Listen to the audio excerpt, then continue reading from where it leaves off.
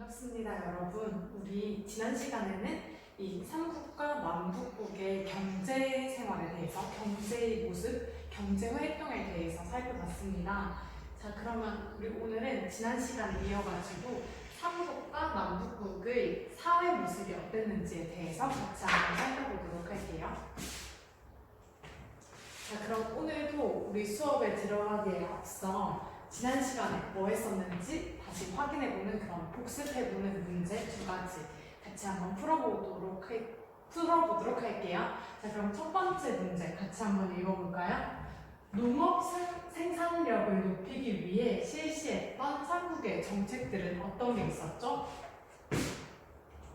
이렇게 농업 생산력을 높이기 위해서 실시한 정책으로는 우선 우경, 소로 농사를 짓는 소가 이렇게 밭을 갈아가지고 그렇게 하는 소를 이용해서 농사를 짓는 우경을 장려했고요. 또 철제 농기구, 철로 되어 있는 그런 농기구들을 보급을 했습니다. 또 황무지 개척, 황무지를 원래 처음에는 이렇게 사용하지 못했던 땅을 사용하지 못했던 그렇게 농사를 짓지 못했던 땅을 이제 개척해가지고 농사를 지을 수 있는 땅을 늘렸습니다. 농사 지을 수 있는 그런 땅을 확대시켰습니다. 여기에는 이렇게 우경이랑 철제 농기구, 황무지 개척 이렇게 세 가지를 적어놨는데 또 다른 하나가 더 있었죠. 기억이 나시나요, 여러분? 보나 저수지 같은 것들을 뭐라고 한다고 했죠? 이렇게 보나 저수지 등의 수리시설을 확충했습니다. 이렇게 물을 통해 가지고 농사를 조금 더 쉽게 조금 더 많이 그렇게 지을 수 있도록 이러한 수리시설을 확충했습니다.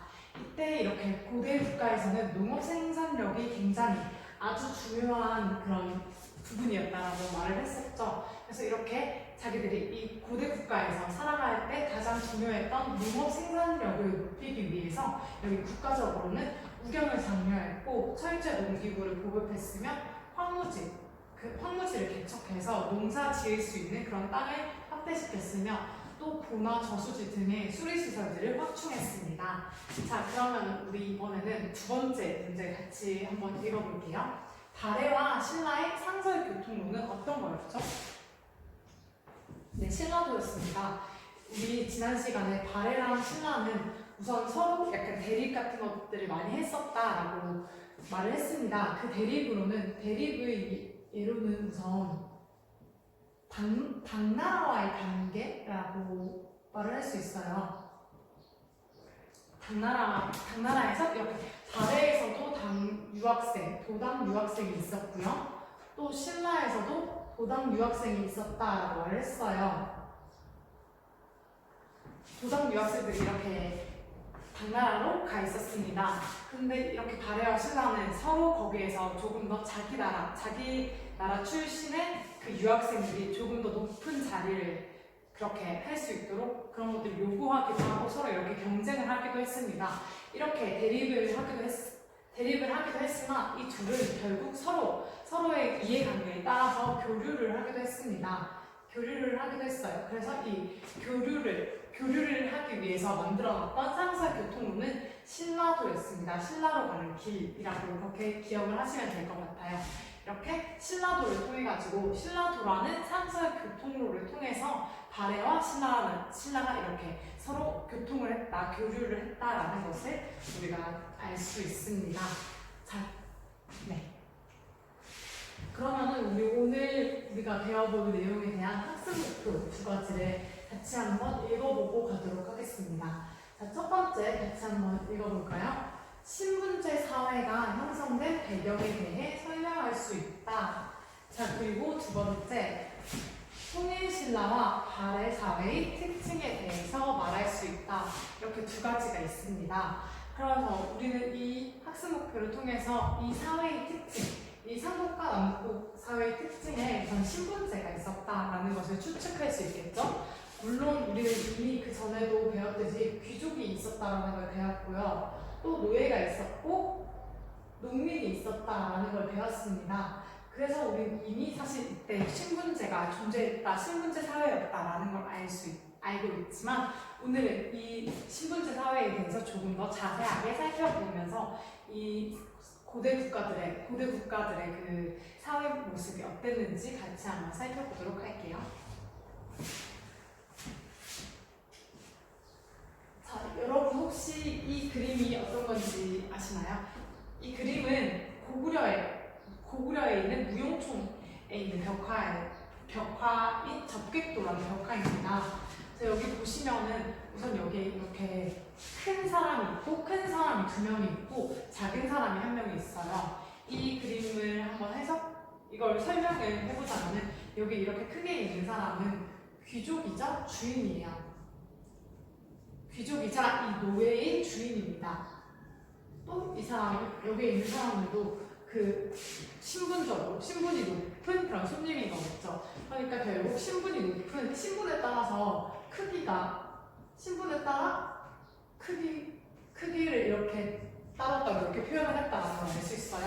이 사람은 여기에서 일을 하는 이 주인 집에서 일을 하는 노비였던 거죠. 노예였던 거죠. 네, 그래서 이렇게 신분이 높은 사람은 이렇게 크게 표현을 하고 신분이 낮은 사람은 이렇게 작게 표현을 했습니다. 또 이 사람이 이렇게 무릎을 꿇고 있는 게 보이죠. 그래서 우리 이것을 통해 가지고 이때는 굉장히 그렇게 신분제 사회가 굉장히 이렇게 딱딱 확립이 되어 있었구나라는 것을 추측을 할 수 있습니다. 자, 그러면 이렇게 신분제가 중심이 되었던 이 고대 국가들의 사회 모습에 대해서 한번 살펴보도록 할게요. 자, 우선 제가 조금 전에 신분제 사회라고 했는데 이때의 신분제 사회는 이 고대 국가의 신분제 사회는 귀족 중심이었어요. 그러면은 왜 어떤 것들을 통해서 우리가 귀족 중심의 신분제 사회였던 것인지를 한번 같이 살펴보도록 하겠습니다.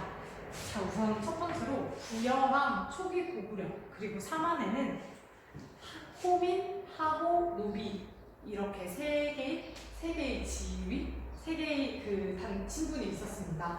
여기에서 호민은 경제적으로 부유한 계층이었고요. 계층이었습니다. 그리고 또 하호는 그냥 일반 농민이었죠. 농사를 짓는 일반 평민 농민이었습니다. 그리고 노비는 뭐 따로 설명을 할 수 없는 그런 설명을 할 필요가 없겠죠. 노비는. 네, 이렇게 호민과 하호, 노비라는 이 세 가지의 신분이 존재를 했습니다. 여기에서 권력자들은 이 호민이라는 신분을 통해 가지고 독자적인 세력을 갖추었어요. 그래서 이렇게 독자적인 세력을 경제적으로 이렇게 독자적인 세력을 가지고 또 이렇게 그 세력을 가져가지고 음란을 자기들이 지배를 하고 있었죠. 이 사람들은 중앙 집권화 과정에서 왕권에 복속을 하고 중앙 귀족으로 전환을 하게 됩니다.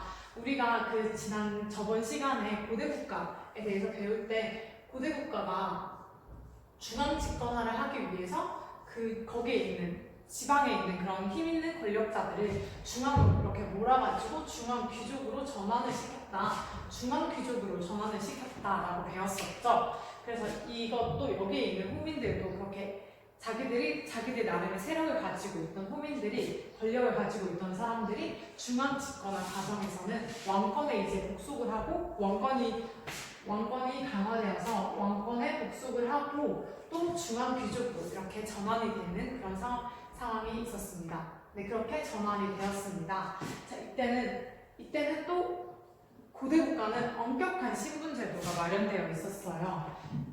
지배층인 귀족 그리고 피지배층인 평민이 있었고 또 그 밑에 이 평민 아래에 천민이 있었습니다. 여기 뭐 귀족과 평민, 천민에 대해서는 따로 설명을 하지 않아도 다들 잘 알 거라고 생각합니다. 자기들은 이렇게 귀족, 평민, 천민으로 세 가지의 그 신분 제도를 마련해놓고 그걸 굉장히 엄격하게 지키고 있었어요. 자, 이 엄격한 신분들은 대대로 세습이 되었어요. 그러니까 여기서 귀족 집안은 계속해서 귀족이 되는 거고 귀족 집안은 계속 귀족이 되는 거고 또 그러면 뭐 평민들은 계속 평민이 되는 거고 천민들은 천민들은 계속해서 이렇게 세습되어가지고 천민으로 사는 그런 세습된 신분이 세습되는 사회였습니다. 이렇게 신분이 세습되었기 때문에 사회적 지위는 혈통에 따라 그 사람의 혈통에 따라서 결정이 되었던 거죠. 그러니까 그 사람의 능력이 아니라 그 사람이 어느 집안에서 태어났는지, 어느 집안의 사람인지 그런 것들을 더 중시 여기는 혈통에 따라서 사회적 지위까지 그렇게 사회적 지위가 결정이 되었습니다. 자, 그러면 우리 고대 국가의 사회에 대해서 다시 조금 더 자세하게 살펴보도록 할게요. 자, 우선 고구려 먼저 한번 살펴볼까요? 고구려는 우선 왕족인 고씨와 노부 출신의 귀족들이 중심이 되었습니다. 귀족으로 이렇게 중심이 되었습니다. 왕족 고씨는 고구려를 건국한 사람이 고주몽이에요. 이렇게 왕족 고씨와 노부 출신의 처음에 이렇게 고구려가 처음에 고대국가로 성장하기 전에도 오부의 귀족들이 이렇게 돌아가면서 왕위를 계승했었다라고 했었죠. 그런 오부 출신의 귀족들이 이렇게 여전히 중심이 되어 있었습니다.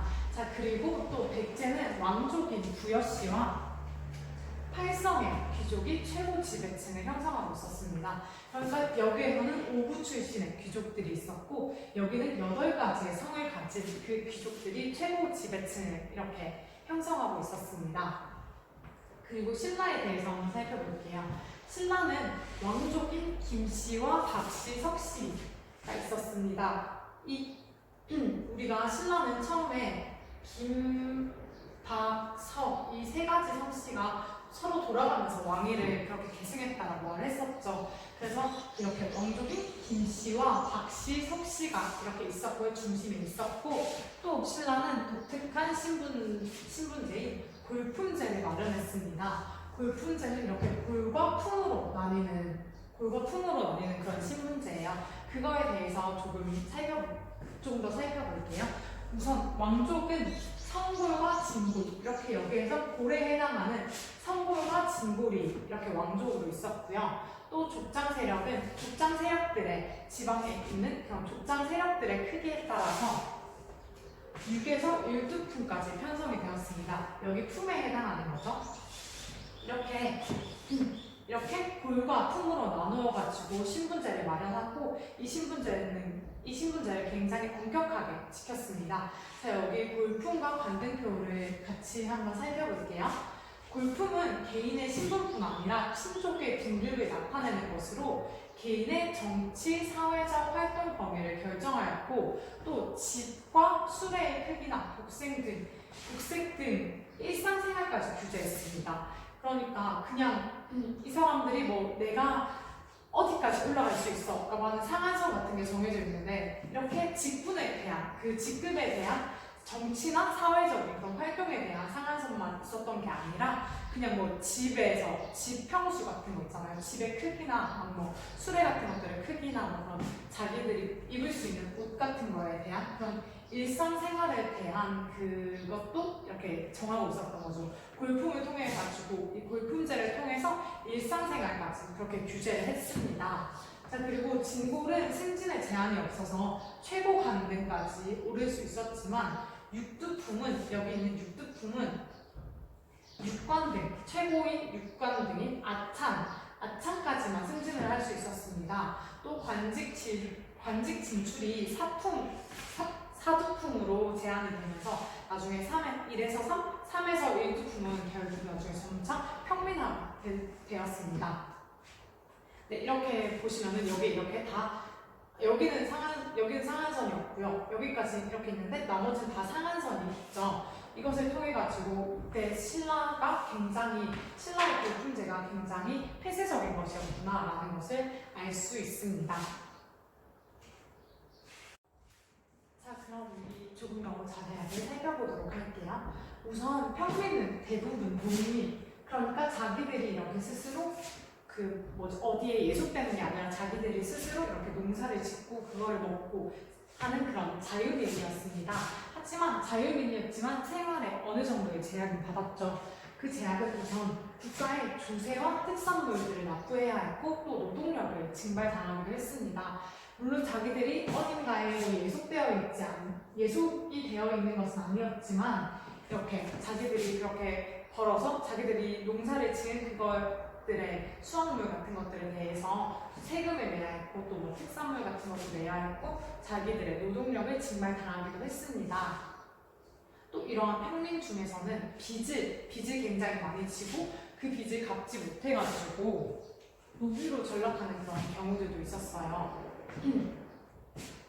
요새는 뭐 이렇게 노비라는 이런 게 없으니까 이런 경우가 없지만 이때는 빚을 갚지 못하면은 그냥 노비가 되는 우리가 신분이 평민이었었잖아요. 평민이 있었죠. 근데 평민이 이렇게 노비로 될 수 있는 그런 사회였습니다. 이때는 굉장히 폐쇄적인 그런 사회였지만 빚을 갚지 못한 그런 평민들은 다 그 귀족들의 노비가 되는 그런 경우들이 많았습니다. 그래서 이렇게 가난한 농민들을 구제하기 위해서 국가에서는 정책을 펼쳤죠. 국가적으로 정책을 펼쳤습니다. 자, 거기에서 대표적인 게 고구려의 진대법이라는 거예요. 이 고구려의 진대법은 일파소라는 사람이 그 왕에게 이렇게 그걸 제의를 한 그런 거예요. 그런 겁니다. 이 진대법이 어떤 거냐면은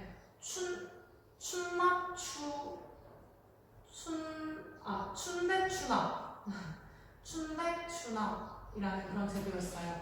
이거를 이게 그러니까 뭐냐면은 봄에 빌리고 봄에 대여를 하고 가을에 갚는 그런 제도였어요. 그러니까 가을에는 곡식을 추수를 하고 나면 곡식들이 많잖아요. 그러니까 이때 갚는 거죠. 이때 모아놨던 그런 곡식들이 나중에 봄쯤 되면은 없으니까 사람들이 좀 곡식 같은 게 많은 사람들한테 가가지고 빌렸는데 그 빚을 내가지고 빌린 거를 갚지 못해서 노비로 전락한다고 했잖아요. 그래서 봄에 아예 이렇게 노비가 되지 않도록 다른 사람들한테 빌려가지고 노비가 되지 않도록 국가에서 이렇게 봄에 대여를 해주고 가을에 곡식을 거두고 나서 그때 갚을 수 있도록 하는 그런 제도가 있었습니다. 이런 제도도 가난한 농민을 구제하기 위한 그런 정책이었다라는 것을 알 수 있어요. 그러면은 이때 국가에서는 왜 이렇게 가난한 농민들을 구제하기 위해서 정책을 펼치고 막 그렇게 했을까요? 이 농민들은 우선 아까 전에 자유민이지만 이렇게 세금을 내고 노동력도 그렇게 세금과 노동력을 이렇게 바쳤습니다. 근데 이 노비들은 그런 의무 같은 게 없거든요. 그렇기 때문에 국가적으로 봤을 때는 이게 큰 손해이기 때문에 국가는 가난한 농민들을 구제하기 위해 가지고 이런 정책 같은 거를 펼치기도 했습니다. 자, 그럼 노비에 대해서 한번 살펴볼게요. 노비는 왕실이나 관청 그리고 귀족들에게 예속이 되어 있었어요. 이렇게 예속되어서 각종 노역에 종사를 했습니다. 왕실이나 국가적인 관청에도 물론 있었고 또 귀족들, 돈이 많은 귀족들은 이렇게 자기들이 노비도 귀족들의 재산이 되는 그런 상황이었어요. 그래서 이렇게 귀족들에게 예속되어서 각종 노역에 종사를 하였습니다. 이 노비로는 전쟁 포로 또 죄인 그리고 빚을 갚지 못한 그런 사람들로 구성이 되어 있었어요.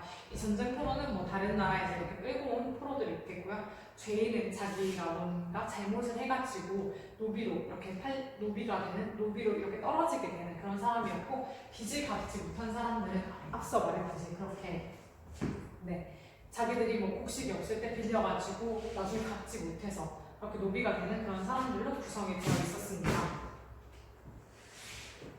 자, 그럼 우리 이번에는 법에 대해서 한번 조금 살펴보도록 할게요. 자, 우선 이 고대 국가에는, 삼국 고대 국가에는 법이 있었어요. 이 법은 지배 체제를 유지하기 위해서 엄격한 법을 제정을 했습니다. 이 법은 율령에 반영이 되어 율령에 반영이 됩니다. 우리가 그 고대 국가의 특징할 때 율령에 반포하는 게 포함이 된다라고 했었죠. 이 율령을 반포하는 게 그 체제를 유지하기 위해서 그런 거였습니다. 그래서 이렇게 지배 체제를 유지하기 위해서 엄격한 법을 제정했습니다.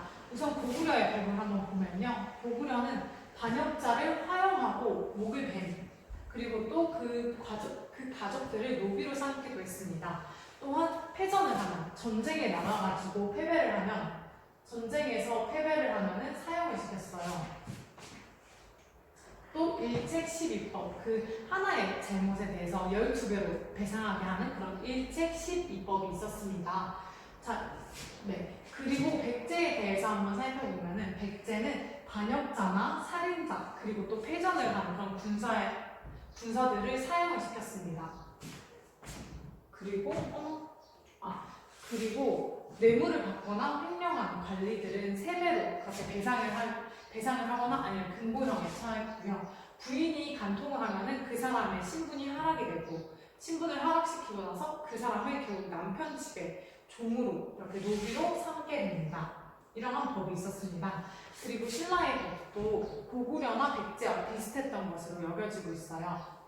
그러니까 여기 보면은 고구려나 백제나 보면은 굉장히 좀 엄청 엄격하다라는 느낌이 들 거예요. 네, 이렇게 굉장히 엄격한 법을 가지고 있었고, 신라도 이것과 비슷한 법이 있었을 것이다 라고 추측을 할 수 있습니다. 이 당시 사회의 특징 같은 것을 통해서 이렇게 엄격한 지배체제 유지를 위한 엄격한 법이 존재했다라는 걸 추측할 수 있습니다. 여기에 근데 보면 반역자나 살인자나 그런 사람들은 이해를 하는데, 패전을 했는데 이렇게 사용한다라는 말이 지금의 우리 입장에서는 크게 와닿지 않을 거예요. 졌다고 왜 죽이는 거지? 왜 사형을 시키는 거지? 라고 할 수도 있지만, 이때에는 전쟁에 나가면은 무조건 자기는 목숨을 바치고 그렇게 싸워야 하는 거죠. 전쟁에서 목숨을 구걸해가지고 돌아오는 거는 굉장히 큰 수치로 생각을 했기 때문에 그 사람들을 사형하기도 했다. 네, 그런 것을 알 수 있습니다. 그래서 우리는 이런 법들을 통해 가지고 이 고대 사회가 굉장히 엄격한 법을 가지고 있는 그런 사회였구나 라는 것을 추측할 수 있습니다. 자, 그러면 우리 이번에는 그 고대 국가들의 풍속에 대해서 한번 살펴보도록 할게요. 자, 우선 삼국은 혈연, 언어, 문화적인 동질성을 가지고 있었어요. 고구려, 백제, 신라는 아무래도 우리 같은 한반도에 있었기 때문에 혈연으로도 그렇게 피로도 엮여져 있었고, 언어로도 비슷한 그런 게 있었고, 문화적으로도 동질성 비슷한 그런 게 있었습니다. 근데 이렇게 동질성이 있는 반면 각각 나라의 삼국에 독특한 풍속이 있었습니다. 그렇게 서로 비슷한 모습을 가지고 있지만 또 그 각기 나라마다 독특한 풍속을 유지하고 있었습니다. 우선 고구려는 질박하고 씩씩한 풍속을 가지고 있었어요. 우리가 고구려의 그 벽화 같은 것들만 봐도 굉장히 씩씩하고 그런 걸 느낄 수 있습니다. 네, 그리고 또 상무적인 기풍을 가지고 있어요. 이 상무적인 기풍은 싸움 관련한 그런 거예요. 네, 싸움 관련한 그런 상무적인 기풍을 가지고 있었습니다. 이렇게 싸움, 그러니까 무술이라고 하는 게 더 나을까요? 말을 타거나 아니면 활 같은 걸 쏘는 그런 상무적인 기품들이 많이 드러나고 있습니다. 고구려의 벽화 같은 걸 봐도 우리가 말을 타고 그 사람들이 화살을 쏘는 그런 모습들을 볼 수 있어요. 그래서 우리는 그런 것들을 통해서 고구려는 질박하고 씩씩한 풍속을 가졌으며, 또 이렇게 무술 같은 것들을 즐기고 잘하는 그런 상무적인 기풍을 가지고 있었다라는 것을 알 수 있습니다. 자, 그럼 백제에 대해서 한번 살펴볼게요. 백제는 언어와 풍습 그리고 의복이 고구려와 비슷했어요.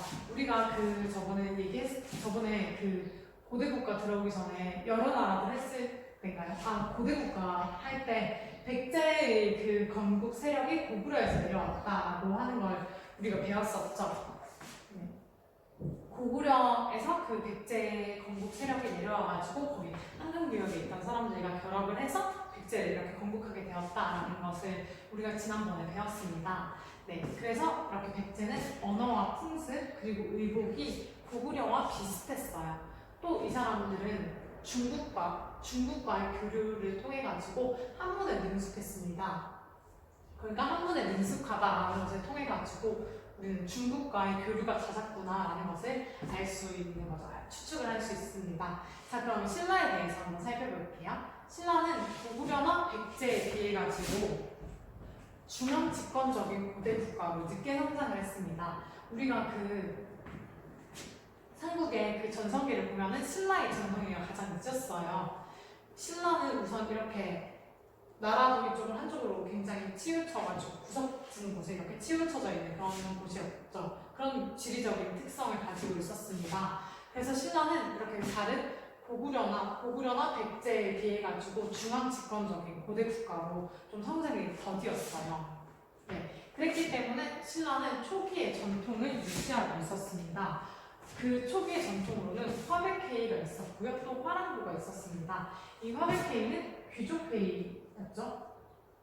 귀족들의 권력이 굉장히 강하다는 것을 보여주는 만장일치의 귀족회의, 화백회의가 있었고요. 또 화랑도가 있었습니다. 화랑도는 화랑과 남도들이 이렇게 포함되는 이런 단체였어요. 화랑이 있고 그를 따르는 이렇게 남도들이 화랑들이 이렇게 중간에 있고 또 그 화랑을 따르는 이런 남도들이 한 팀을 이루는 그런 거라고 생각을 하시면 될 것 같아요. 이렇게 젊은 청소년, 남자 청소년들을 이렇게 뽑아가지고 화랑, 진도 귀족인 화랑이 있었고 거기에는 여러 가지 신분을 가진 그런 남도들이 이렇게 포함이 되는 그런 화랑도가 있었습니다. 네, 자 그러면 여기 그림을 같이 한번 볼게요. 이 그림은 각각 신라와 고구려 그리고 백제의 사신이에요. 이 사신들의 옷을 보면 약간 서로 비슷한 모습이 있다는 것을 알 수 있거든요. 그래서 우리는 이것을 통해서도 이렇게 삼국이 서로 동질성이 있었구나라는 것을 추측할 수 있으며 또 사료일기를 보면은 신라와 중국의 언어는 백제인의 통역을 거친 뒤에야 통하였다라는 게 있었죠. 그리고 백제의 언어와 복장은 대략 고구려와 같았다라는 것을 통해서 백제와 고구려는 우선 뭐 언어나 복장 그런 풍습 같은 데 있어서 백제와 고구려가 비슷했다라는 것을 동질성을 가지고 있었다라는 것을 알 수 있습니다. 이렇게 동질성을 가지고 있었고요. 또 신라와 중국이 이렇게 교류를 할 때 백제가 통역을 해줬다는 걸 통해가지고 우선 백제는 한문에 능숙했다라고 말을 했습니다. 중국과의 교류 같은 것을 통해가지고 한문에 능숙을 했고 또 신라와는 언어적으로 동질성이 있었기 때문에 서로 이렇게 서로 신라와 중국이 이렇게 교통을 할 때 서로 교류를 할 때 이렇게 백제인이 중간에서 통역을 해줄 수 있었던 거죠. 우리는 이러한 사료들을 통해 가지고 삼국이 서로 이렇게 동질성을 가지고 있었다라는 것을 알 수 있습니다. 자, 그러면은 우리 화랑도가 어떤 조직이었는지에 대해서 조금 자세하게 살펴보도록 할게요. 자, 우선 화랑도는 제가 앞서 말했듯이 귀족 자제 중에서 선발된 화랑이 중심에 있고 그 화랑을 따르는 다양한 신분을 포함한 낭도를 이끄는 그런 조직이었어요. 그러니까 귀족인 화랑이 있었고요. 그리고 그를 따르는 낭도들이 있었습니다. 여기 있는 화랑은 귀족 신분이었고 이 나머지 낭도는 다양한 신분들이 포함이 되어 있었습니다. 이러한 조직이 화랑도였어요. 화랑과 낭도는 원강의 세속 우계를 받들면서 생활했고 명산 대천을 유람하면서 심신을 수련하였습니다. 이 삼국사기 기록에서는 현명한 재산과 충성스러운 신하는 화랑에서 선발이 되었고 또 뛰어난 장수나 용감한 병사 또한 화랑에서 나왔다라는 기록이 있습니다. 이처럼 화랑도는 인재를 찾아가지고 그 인재들을 등용을 하는 충성스러운 신하가 되기도 하고 용맹스러운 그런 병사가 되는 장수 같은 게 되기도 하는 그렇게 인재를 등용하는 그런 기능까지 했다라는 것을 알 수 있습니다. 한편 화랑과 난도는 서로 강한 의리로 맺어져 있었는데 이는 계층 간의 대립과 갈등을 완화시키는 역할을 했어요. 보면은 귀족들이 있고 여기 나머지는 다양한 신분이기 때문에 귀족이 아닌 평민들이나 그런 여러 가지 신분을 가진 사람들이었습니다. 원래 우리가 그냥 살 때는 귀족이나 평민들이 그냥 있을 때는 뭐 서로 갈등이 생길 수도 있고 대립이 생길 수도 있어요. 근데 이렇게 이 사람들은 끈끈한 의리를 가지고 이렇게 하나의 조직으로 뭉쳐져 있었기 때문에 이들은 계속 이렇게 서로 갈등이나 대립 같은 게 없이 그런 갈등이나 대립 같은 게 없었어요. 그래서 이런 화랑도라는 조직을 통해 가지고 계층 간의 대립이나 갈등 같은 걸 완화시키기도 했다라는 것을 알 수 있습니다. 이 세속옥에는 우선 충으로서 임금을 섬긴다. 그리고 또 효로서 부모를 섬긴다. 믿음으로써 덫을 사귄다. 전쟁에 임하여 물러서지 않는다.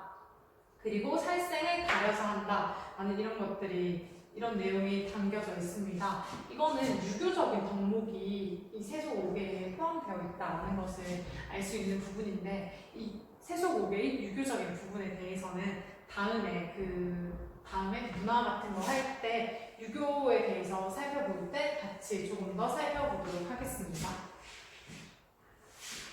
자, 그럼 우리 이번에는 통일신라에 대해서 한번 살펴보도록 할게요.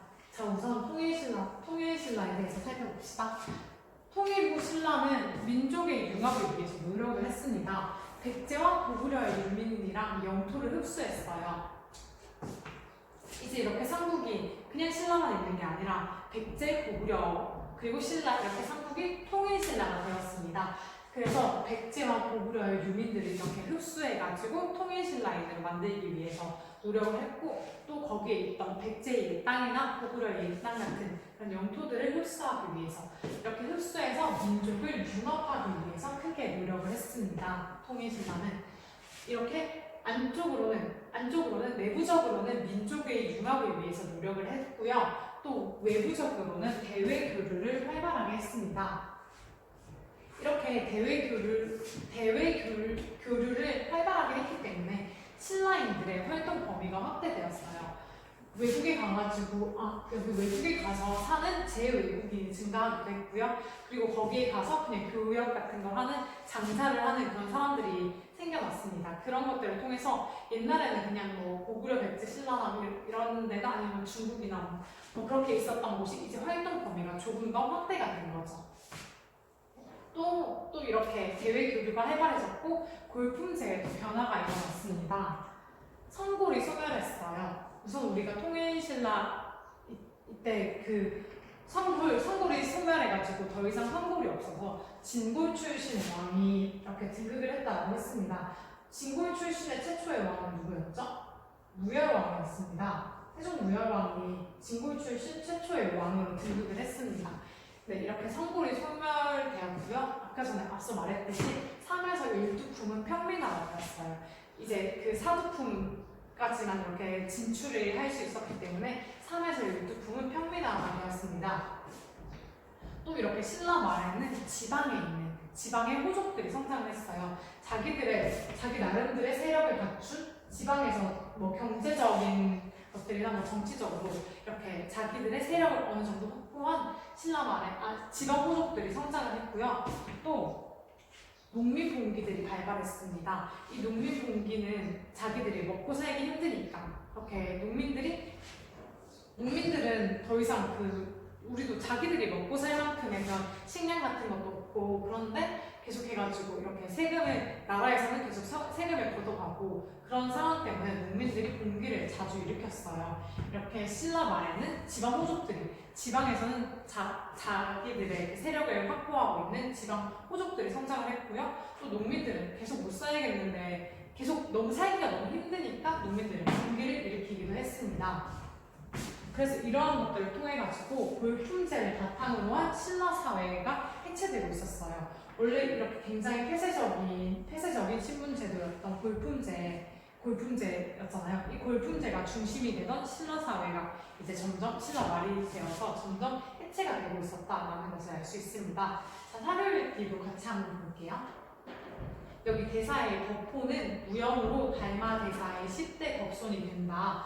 속성은 김씨로 태종 무열왕의 8대손이다.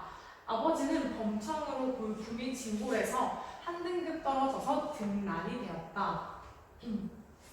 이러한 글이 있습니다. 이래서 이 글을 보면 이제 원래는 골품제에서 진골이었던 가장 거기에서 가장 높은 높은 곳까지 올라갈 수 있었던 진골이 나중에는 신라 말에는 이렇게 육두품으로 떨어지기도 했다라는 그런 것을 알 수 있습니다. 네, 이렇게 골품제 바탕에 신라 사회가 점점 해체되고 있었다라는 것을 알 수 있습니다. 그러면 우리 이번에는 발해에 대해서 같이 한번 살펴보도록 할게요. 자, 우선 발해의 주민은 고구려계와 또 말갈계가 있었다고 말을 했습니다. 여기에서 지배층은 고구려계가 다수였어요. 이 지배층으로는 우선 발해를 건국한 대조영인 대씨가 있었고요. 또 고구려의 원래 귀족이었던 고씨 등이 있었습니다. 이런 고구려계의 사람들이 지배층을 다수 차지하고 있었습니다. 그러면 이렇게 말갈계는 피지배층이 있었다 라는 걸 알 수 있어요.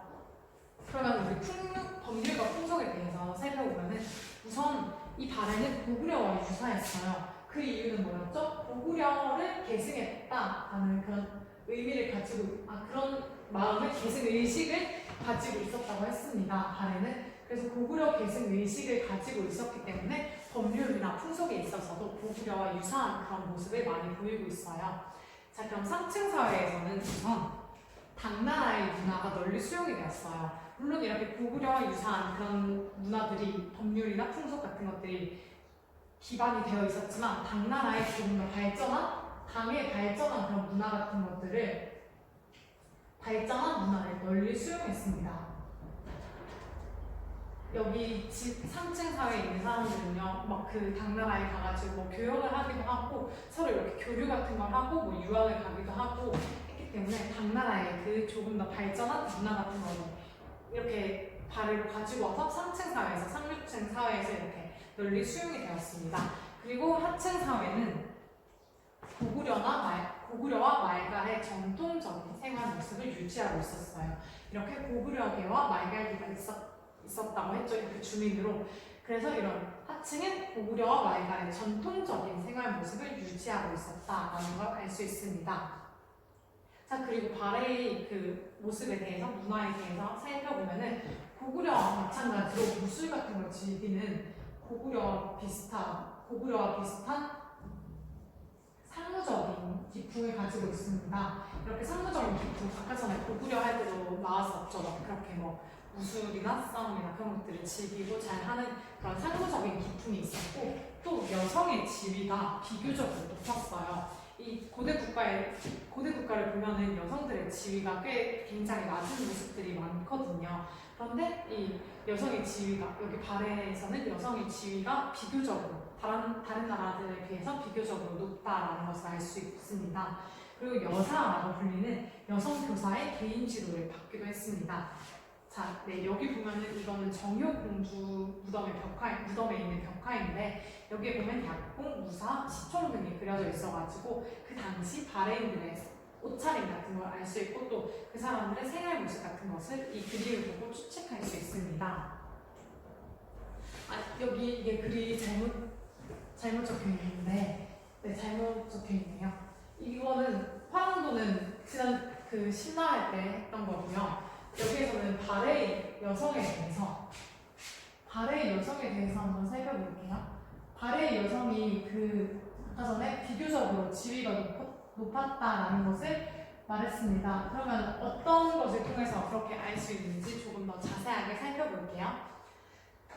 자, 우선 보면은 발해인 3명이면 호랑이도 잡는다라는 말을 들을 만큼 발해 사람들 굉장히 용맹했습니다. 하지만 그랬던 발해 사람들도 그 부인에게는 꼼짝하지 못했다라는 것을 우리가 남송시대의 문헌인 손막기문을 통해 가지고 추측을 할 수 있습니다. 손막기문을 보면은 부인은 모두 사납고 투비하였다. 거란, 여진 등 여러 나라에는 양인이 모두 작은 부인이나 첩 같은 작은 부인이나 시종 등의 계집종을 거느렸으나 오직 발해만이 이와 같은 것이 없었다라는 기록이 있습니다.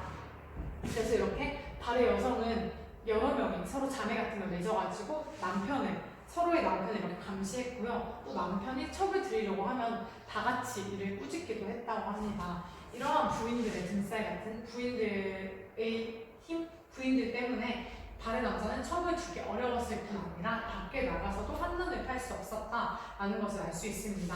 물론 지금 우리의 눈으로 보면은 이렇게 첩 같은 게 없는 게 당연한 거지만 이 당시에는 이렇게 다른 나라, 거진, 여진 등 여러 나라에는 다 이렇게 첩이나 그런 시중되는 계집종이 있었다라는 것을 통해서 이 당시에는 이렇게 첩이 있는 게 조금 더 자연스러운 일이었는데 발에는 여성의 지위가 조금 더 높았기 때문에 이렇게 첩을 주지 않고 뭐 한눈을 팔기 힘들었다라는 것을 알 수 있습니다. 그래서 이러한 분위기를 반영한 듯이 발해에는 일부 일처제가 일찍부터 확립되었고 무덤은 부부 합작물가 많다고 합니다. 또한 발해의 전설 중에서는 부인이 장군이 되어가지고 거란을 무찌르고 남편을 구해오는 그런 이야기도 있다고 해요. 이러한 기록들을 통해가지고 기록과 설화를 통해서 우리는 발해 여성의 위풍당당한 면모를 잘 볼 수 있는 거죠. 이러한 것들을 통해서 발해의 여성들이 굉장히 위풍당당하게 비교적으로 그 지위가 높았다는 것을 우리는 추측을 할 수 있습니다. 자, 그러면 오늘도 여러분이 수업을 잘 들었는지 확인하기 위해서 두 가지의 형성평가 문제를 준비했습니다. 자, 첫 번째 문제 같이 한번 읽어볼게요. 고대국가 신분제 사회의 특징은 어떤 거였나요? 귀족 중심이었다라고 말을 했습니다. 이렇게 귀족이 중심이 있고 그 밑에 평민이 있고 귀족이 있고 평민이 있고 그 밑에 천민이 있었습니다. 이렇게 귀족 중심으로 사회가 흘러가는 귀족들 중심으로 막 그렇게 경제적인 교류 같은 걸 하기도 했고 새로운 문화 같은 걸 받아들이기도 했고 또 많은 이득 같은 것들, 많은 이익 같은 게 다 귀족 중심이었다. 이 귀족들이 얻는 이익이 많았다라는 것을 알 수 있습니다. 그래서 이 고대국가 신분제 사회의 특징은 귀족 중심의 사회였다라는 것을 우리가 배웠어요. 자, 그럼 우리 두 번째 문제도 같이 한번 살펴볼게요. 신라 말에 골품제 해체의 요인은 어떤 게 있었나요? 호족과 육두품의 대두가 있었습니다. 우리 오늘 수업에서는 육두품에 대해서 얘기하지 않았는데 저번에 육두품에 대해서 얘기를 했었던 걸 기억해요. 그래서 이렇게 호족이랑 육두품이 서로 대두를 하고 서로 손을 잡는 것을 통해 가지고 이게 그 신라 말의 골품제 해체의 요인 중 하나로 이렇게 작용을 했다는 걸 알 수 있습니다. 이 지방 호족은 어떤 사람이었나요? 지방에서 세력을 가지고 있는 지방에서 자기들 나름의 세력을 가지고 있는 그런 사람들이었어요. 이렇게 지방에서 힘을 가지고 있는 호족들이 있었고 또 육두품은 어떤 사람이 많았나요? 육두품 출신의 당나라에 유학을 갔다 온 당나라 유학생들이 많았습니다. 그래서 이 사람들이 이 육두품 세력들이 신라의 골품제의 모순에 대해서 꼭 그거에 대해서 비판을 많이 했다고 했습니다. 굉장히 폐쇄적이었고 그 사람의 능력이 중시되지 않았던 능력보다는 혈통이 중시되었던 이런 그 신라의 골품제를 비판하는 그런 세력으로 등장을 했죠. 그래서 이렇게 호족과 육두품이 서로 손을 잡고 이렇게 골품제 해체에 조금 더 그렇게 큰 영향을 미치는 그런 모습을 보였습니다. 자, 그러면은 여러분 오늘 수업은 여기까지고요. 우리 다음 시간에 뭘 배울지 간단하게 설명하고 넘어가도록 할게요. 자, 우리 우선 오늘은 지난 시간에는 그 삼국과 남북국의 경제에 대해서 배웠습니다. 삼국과 남북국의 경제에 대해서 배웠고 오늘은 어떤 걸 배웠죠? 사회생활에 대해서 배웠습니다. 이렇게 경제와 사회에 대해서 배울 때 서로 교류 같은 게 많이 있었다라고 말을 했던 게 기억나실 거예요. 자, 그러면 이렇게 고대 국가들이 서로 교류를 했는데 교류를 할 때 서로 그 자신들의 뭐 물건 같은 것들도 물론 했겠지만 물건을 한과 동시에 문화적으로 이렇게 눈에 보이지 않는이라고 해야 하나? 아무튼 이런 문화 같은 것도 서로 교류를 많이 했습니다. 이렇게 그 삼국 같은 고대 국가들이 서로 문화적인 동질성 같은 것도 많았고 동질성이 있었고 또 독특한 그런 각각의 독특한 문화 같은 게 있었다라고 말을 했어요. 이러한 여러 자기들의 문화를 서로 이렇게 고대 국가들은 서로 이렇게 교류를 했습니다. 자, 우리들끼리, 우리 삼국끼리도 하기도 했고요. 또 다른 외국에 있는 다른 나라들과도 문화를 교류하기도 했습니다. 자, 그러면 이 고대 국가들이 어떤 모습으로 문화를 교류했는지, 그리고 그 문화의 교류를 통해 가지고 어떠한 변화가 일어났는지에 대해서 다음 시간에 같이 살펴보도록 하겠습니다. 자, 그럼 여러분 오늘도 이번 시간에도 다들 수고하셨습니다.